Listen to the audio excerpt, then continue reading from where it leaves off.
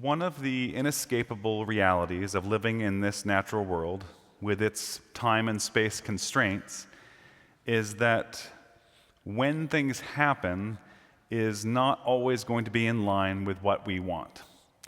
To put it more simply, in this world, we're just going to have to do a lot of waiting. Waiting for good things to happen, waiting for difficult things to be over, and also just waiting to see what happens in the future. When it's something clearly good that we want, it can feel particularly hard to wait. I want this good thing. I think the Lord wants me to have it. What's the holdup? And it's interesting because the Lord promises things to people, but then doesn't always give them to them right away. For example, he promised Abraham that his numerous descendants would inherit the land of Canaan. But to have numerous descendants, you need to have at least one child to start that off, and for years they didn't have any. It wasn't until 25 years later, when Abraham was 100 years old, that he and his wife Sarah finally had a son. 25 years between the promise and the fulfillment of it. And the Lord's word is full of beautiful promises to all of us and a vision of what could be, but it's not always clear how soon those things will take place for us. And so we wait. And the question arises, what then are we meant to do while we're waiting? Well, I've got 6 suggestions for you today, and there's a little object for each one to help you remember them in case that's useful to you. The first one is a little treasure box, to think of treasuring what we have. And that is to recognize the value in waiting and in hard times. There is a treasure to be had even right now. The early days of the Christian church were challenging for the early Christians. And so the disciples wrote letters to the people who were to counsel them, encourage them, and help them know what to do. Listen to this bit of advice from the epistle by the Apostle James. He says, "My brethren, count it all joy when you fall into various trials, knowing that the testing of your faith produces patience. But let patience have its perfect work, that you may be perfect and complete, lacking nothing." Whatever trials and tribulations you're going through, count it all joy. It's not the Lord's will that you go through hard things, but He will use whatever you're going through to further His eternal goals for your life. And the advice from James here is let the Lord do His good work with what you're going through right now. He's working on regenerating you, changing your heart, leading you away from selfishness and evil, trying to reorient you toward a heavenly life. Let patience have its perfect work, that you may be perfect and complete, lacking nothing. When we're stuck in the mode of just waiting and waiting for something to happen, we can be focusing too much on some imagined future when things will all be good. But there's work to be done in the present moment, not in the future, but right now. Yes, maybe it'll be great when those things happen, or when that unpleasant thing is done, but there's also value in what's happening right now, even though it's not what you want to be doing. This is the day which the Lord has made. We will rejoice and be glad in it. The Lord's hand is working in today, not just in the future. There are things to be rejoicing and glad about today if we're willing to do the work to find them. But to do the work to find those things, we're going to need to do the next thing, which is to take time to reflect. And I've just got a little journal here as a symbol of that, to take the time to reflect on what's going on inside of us. Because it's very easy to fill our days from when we wake up to when we crash into bed with stuff. We're waking up, we're showering, we're eating breakfast, we're getting our stuff ready to go to work. We go to work. We eat lunch somewhere in there, we come home from work, we do home tasks, we eat supper, we watch TV, we go to bed. And any gap between those things, because there might be gaps in there, gets filled with looking at a phone or listening to an audiobook or a podcast or watching TV, or we fill every gap. And day after day, it's just plow on. And I think the Lord knows that some of us would never slow down and breathe if we didn't have to wait for things. So the next time you're stuck waiting for something, in a waiting room perhaps, or stuck in traffic, maybe turn off the podcast or the audio book or the music and just breathe and think about how things are going. Think about what the Lord might want for you in your life right now. Or if you're waiting in line at the grocery store, notice all the people on their phones as they wait in line. Put your phone away and just be with your thoughts. Think of something you're grateful for. Maybe make a list of 3 things you're grateful for.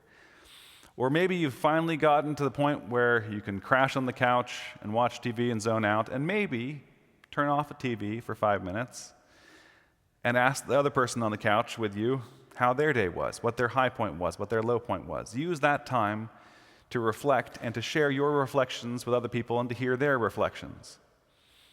Or you can use a journal and write down some of those thoughts so that you can externalize them and then pray about them. Lord, this is what I'm feeling and thinking. What do you want me to think and feel about this? Now, part of why we might resist the urge to reflect is because we don't want to feel bad, and we're kind of suspicious that if we paused, we might realize we're really sad about something. Or we might realize that we're feeling really anxious about something, so it's better to just fill it all with Instagram reels and noise, so then we don't have to feel those feelings. They hurt, so let's not feel them. But if we do that, then we have to carry those heavy things on our own. If we take the time to reflect and notice what we're feeling, what we're carrying, then we might be able to find the words to express that to somebody else, to share that with somebody else, and they can help us to carry that load. Or we can talk to the Lord about what we're feeling. Our recitation said, "Those who wait on the Lord shall renew their strength." When we realize that we're feeling weak and weary and faint and exhausted, then we can ask the Lord for help and wait on Him, and He can renew our strength. But first, we have to recognize that we're feeling weak and that we need the Lord's help. So let's try to not fill every gap, but instead use those gap times, use those waiting times for reflection, even if it might be painful. Now, the next suggestion comes right out of that other one, because what you might realize when you're reflecting is, I am tired, I am exhausted, I need some rest. And sometimes the way the Lord renews your strength, it's very complicated, is He says, go to bed, get some rest. Psalm 127 says, "It is vain for you to rise up early, to sit up late, to eat the bread of sorrows, for so He gives His beloved sleep." You are the Lord's beloved. He loves you, He cares about you, and sometimes He says, go get some sleep. That's what's going to help you with all your stuff. Get some sleep. Now, there are times when, in the literal sense anyway, the Lord asks us to keep working even when we're tired. Like in the parable when He says, "Happy are those servants whom the Lord at His coming shall find watching." Even if it's in the middle of the night, the second watch or the third watch, it's further and further into the black of the night. Happy are those servants who the Lord finds up and waiting and ready to open the door. But the teachings of the New Church explain that this is talking about something at a deeper level. It's about being spiritually awake. This is from the book Apocalypse Revealed. It says, "Be watchful" symbolically means that people should have truths and live in accordance with them. To be watchful has precisely this symbolic meaning in the word, for a person who learns truths and lives according to them is like someone who awakens from sleep and becomes alert. Natural life, regarded in itself or apart from spiritual life, is really no more than a state of sleep, whereas natural life that contains spiritual life is a state of alertness.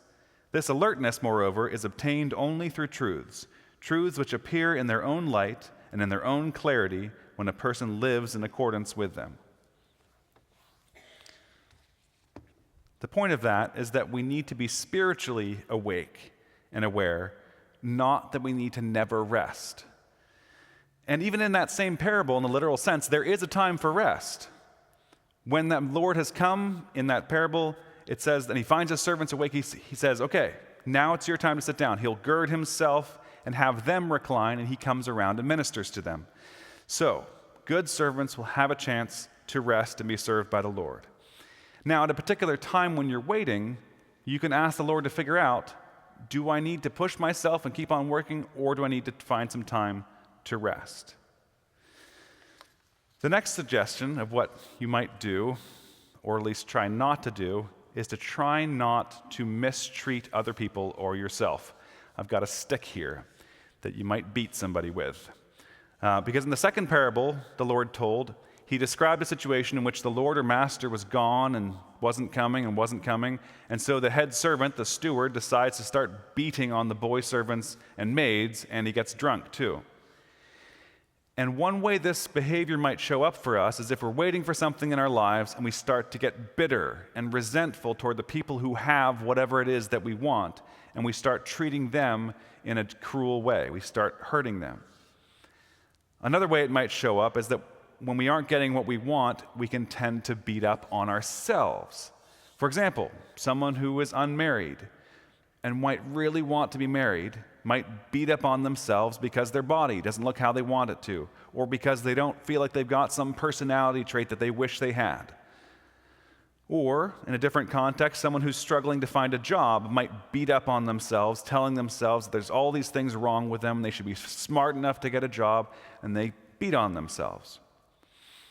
The boy servants and maids in this parable mean things inside our own minds, lower level thoughts and feelings which help us get things done. And don't beat on those servants when things are going badly. They're just trying to help. They haven't done anything wrong. You haven't done anything wrong. We just need to find something more productive for those servants to do. The steward getting drunk, that has to do with drinking in too much of certain ideas. In this case, it might be something like daydreaming or fantasizing about what things will be like when everything goes our way. And a certain amount of that maybe is fine, like a certain amount of alcohol is fine, but too much of it can lead to foolish behavior.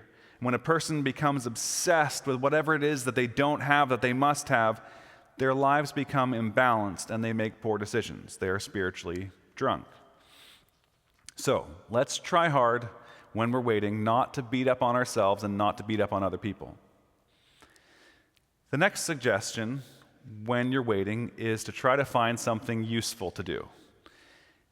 In the parable, if the head steward had just been busy doing useful things, he wouldn't have had time to beat on the servants and get drunk. He would have been too busy washing the windows or something. And the Lord says to his disciples in the first parable, "Let your waist be girded and your lamps burning. Be ready to serve." In English, the word wait can mean a couple of different things. It can be waiting around for something to happen or waiting for someone, but it also can mean waiting on someone, like a waiter at a table, waiting on someone hand and foot with a little towel there to clean up things. And so this can be a useful little pun to help you remember, what do I do? I'm waiting around, what do I do? You're waiting around, wait on someone. Find someone to help. Ask someone, what can I do to help you out? The passage from the teachings of the New Church that I read in the lessons said that being useful makes a kind of fence or boundary in our minds that helps keep some of those bad thoughts and feelings from hell away from our minds. When we're being useful, we don't have time for those thoughts and feelings. We can see that they're nonsense and foolishness. But when we're just lazing around for a long time and we want something to make us feel good, then some of those bad and unhelpful thoughts seem like, well, they might be worth a try. I mean, what else are we going to do with our time? And so, instead, let's find something useful to do to protect ourselves from that. I find sometimes taking an example helps some of these ideas make more sense. So let's take the example of someone who really wants to get married but hasn't found someone to marry yet. And years ago, a woman in this situation was kind enough to let me interview her about her experience and her perspective on being in that situation. And the first thing she said to me was, "Don't sell false hope. People love to tell you, oh, I'm sure you'll meet someone soon." They don't know that. That's not what the Lord promises. And she said that she finds it most useful to not focus on her or anyone's marital status, but on the person themselves. And for herself, she finds it the most useful to think about how she can be the most useful, not the most marriageable. She pointed out that there are a number of jobs that society needs people to do that are more easily served by people who don't have spouses and children needing them at home. And it's a much more outward-looking way of being to think about how she can be useful rather than thinking about why she isn't married yet. And she pointed out that obsessing about that can actually be quite a self-centered process. And as soon as you face outwards, that's where you find connection and happiness. And so you can see she was not letting herself get drunk on the ideas. She was not beating herself up about it. She was looking for how she can use her current state of singleness to be useful. A different stage of life when someone might beat up on themselves is when they get to the point where they're not capable of being as useful as they were before. Or at least, it's not in as obvious ways. They can think, yeah, I know I should be useful. What am I supposed to do? How can I actually help people? I'm just a burden to everyone. The passage we read says that by usefulness, we need any pursuit or business, any effort to be useful. Any effort to be useful counts.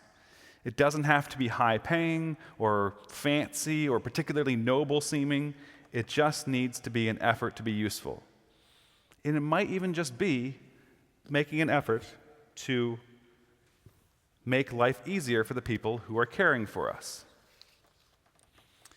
And it's useful to think of ourselves as stewards in that regard. A steward's job is to look after what his master has given him. Our job is to do our best with what our master has given us in this current season. It might be less responsibilities than our master has given us in a different season. That's not on us. Our master has given this. Let's do what we can with what we have right now. And so depending on who you are and what stage of life you're at, you might find it harder to find the space to reflect because you're so swamped with useful things to do, or you might find it harder to find something useful to do because it's just, there's not as much capability there. And whichever stage of life you're at, it will probably be useful for you to work on this last suggestion, which is to ask for trust and hope in the Lord. So to represent this one, I've got a little bread roll to think about the daily bread that the Lord gives us. Because sometimes any of the options that we can think of or that someone else presents to us of what we might do when we're waiting don't sound any good. Everything feels hard, and everything feels like it'll be hard forever.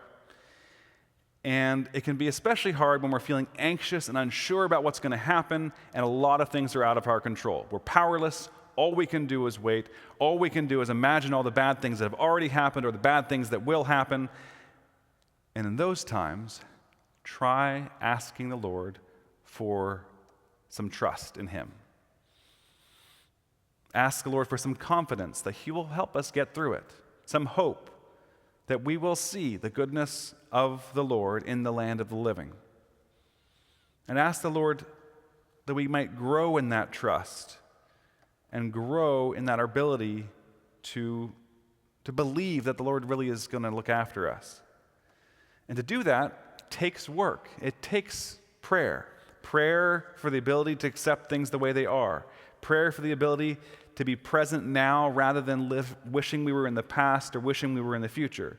Prayer for the Lord to give us true hope. If you remember, the woman I was talking to years ago said to me, "Don't sell false hope." And so I asked her, "What is real hope?" And she said, "Real hope is to know that the Lord is always looking after you. No matter what, whether single or married, the Lord has a plan for you." And specifically in reference to getting married, she said, "I still have the seed of hope that I'm going to get married, but the Lord doesn't promise that I will definitely be married in this life, but He does promise that I will definitely be married after death, so that's what I put my hope in." It takes a lot of prayer and reflection to be able to say something like that with a smile. Prayer is how we learn to hand things over to the Lord and become okay with having to wait for things, even the things that we want the most. It's hard, but it is possible. We can come to trust the Lord and trust that He will give us this day our daily bread. And tomorrow, He'll give us on that day our daily bread. He will give us what we need to get through that day, each day of our lives to eternity. We can trust in that. So to wrap up, let's just go back through these 6 suggestions. We can recognize the value in today, in waiting, in the time that we're given. We can take some time to reflect. We can remember to get some rest. We can try hard not to mistreat other people or ourselves when we're waiting. We can find something useful to do with our time, to fill the time with, and we can ask for more hope and trust in the Lord. And these are just some suggestions, and I'm interested in what works for you. When you're struggling with waiting, what do you do? What works? Let's talk about it in the social hall. Let's have conversations. Let's learn from each other about this. Because having to wait can be hard and can feel pretty frustrating, anxiety-producing, and desperate. But when we find something productive to do with that time, we don't have to feel anxious. We don't have to feel desperate. Instead, we can feel at peace.